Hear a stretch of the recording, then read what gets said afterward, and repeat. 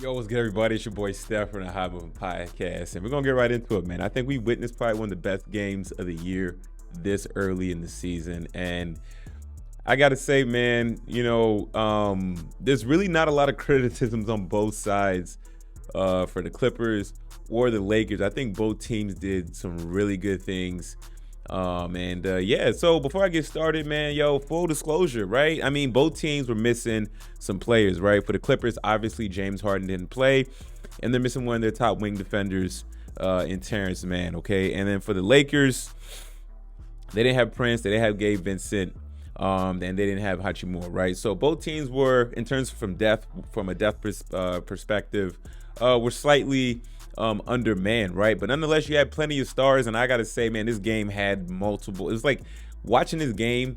It was like 3 games, 4 games, all in one, right? I mean, to start the game out, Kawhi Leonard goes off. I mean, for the first quarter, he had 18 points. And at one point, like when he had 18, he had 18 alone.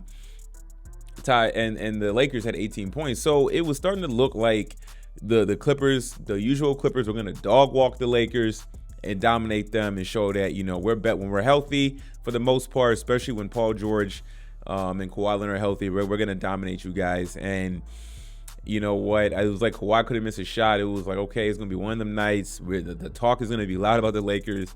Are the Lakers old? Do they have enough talent? Is AD, his up and down motor and whatnot.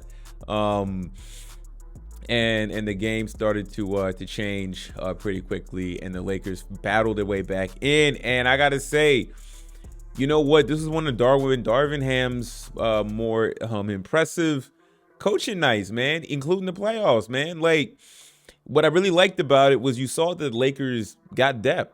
Honestly, they decided to go and play. Obviously they used Christian Woods a lot. They inserted Jackson Hayes and Christie in there, and I know those guys didn't score a lot, but they gave a lot of good minutes, a good energy, and gave Cam Reddish some minutes. Cam Reddish, I gotta say, man, he's a pretty good defender. A little sloppy at times, but gave them really good minutes.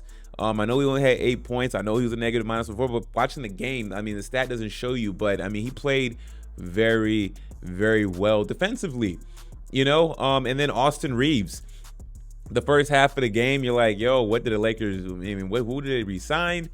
In Austin Reeves, he didn't look like himself, looked unconfident. He didn't look confident in everything. I mean, it was bad, but he stepped it up in the second half and in overtime. And then, Anthony Davis came through with 27 points. LeBron James, listen, man, I'm not a big LeBron James supporter, but I'm also, I'm not a big hater.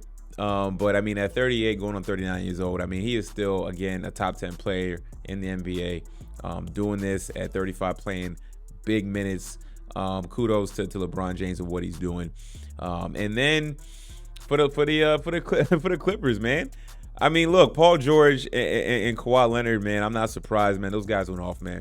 Those are like probably the two best wings in the NBA when on the court. Probably the best duo in the NBA when fully healthy. I know they got Jason Tatum and Jaylen Brown back east in Boston, but I mean, this team can be unstoppable when they're clicking. Paul George got a little foul trouble. So, I mean, overall, this game was very entertaining. You saw the depth for the Clippers, and you saw the depth for the Lakers. And, I mean, look, you got both teams' best shot tonight. And can both teams play like this, sustain this type of play?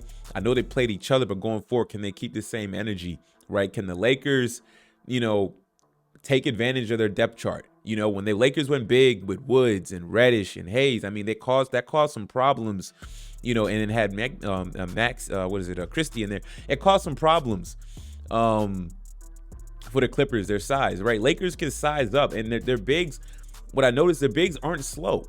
Their bigs are very agile. So Darvin Ham, is he going forward? Is he going to utilize his full roster? Towards the end of the game, he went back to, the starting lineup, which was good. But for the middle parts of the game, there was a part where LeBron James was able to get some good rest to get this push in the fourth quarter and in overtime. That middle part of the game where they end up taking like an 83-82 lead. So some things about the Lakers still a slight concerning, at least from them from trying to close games out. Like they foul, and I didn't think that foul from Cam Reddish on Paul George to send it overtime. I didn't think that was a foul in real time. It didn't look like a foul. But when you go to replay, of course, you're going to be like, yeah, he hit him. You know what I'm saying? But honestly, though, man, both teams played really well. This was a really good game. You got to see the Clippers at their best. And I know they don't have James Harden.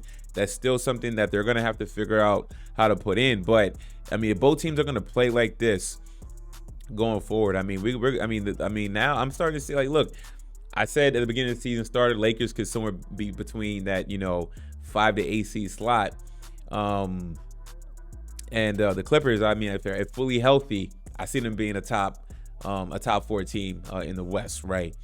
So it was a good performance, man. I was thoroughly impressed from both teams. I really don't have a lot of criticism of both teams, and honestly, for the Clippers going forward, can they stay healthy, right? That's going to be their biggest, how to fit James Harden in the lineup, how they're going to manage these minutes with all those players, load management, all that stuff. But it seemed like the Clippers are those guys are playing. Clippers play back-to-back nights, and they gave this kind of effort. It's good for us as fans, as NBA fans, to see this type of performance. So I'm excited, man. So let me know what you think about the game overall. It was an excellent game. I liked it. I really liked Darvin Ham finally using that lineup. Using those guys. I know he was forced to do it because of just, not having Gabe and Prince in there and Hachimura and all that stuff. But it's like, those young kids can play, and they were young and they were energetic. So, that's what LeBron needs. I know LeBron still logged in a lot of minutes, but he scored a lot. It was needed. And AD, he finally, in the second half, gave that hustle, so it was good. And as far as the Clippers go, Westbrook was good too. I forgot to mention him. He wasn't as efficient from the field, but you saw the tenacity still. You still saw him, playing hard defense, trying out there, trying to get the 50-50 balls and stuff like that. So I hope these two teams, I know it's early in the season, but I hope we see these teams late towards the end of the year and in the playoffs, man. I really do, at full strength. If they're going to give this type of performance, then the league got to watch out. That West is going to be a battle.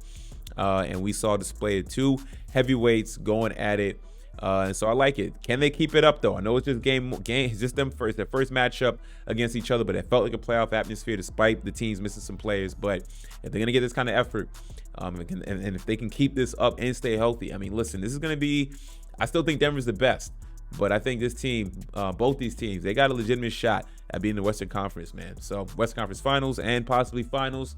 Who knows, right? But still got Denver as my lock. But great game. Let me know what y'all think. Thanks for watching. Please like, subscribe. I'm out.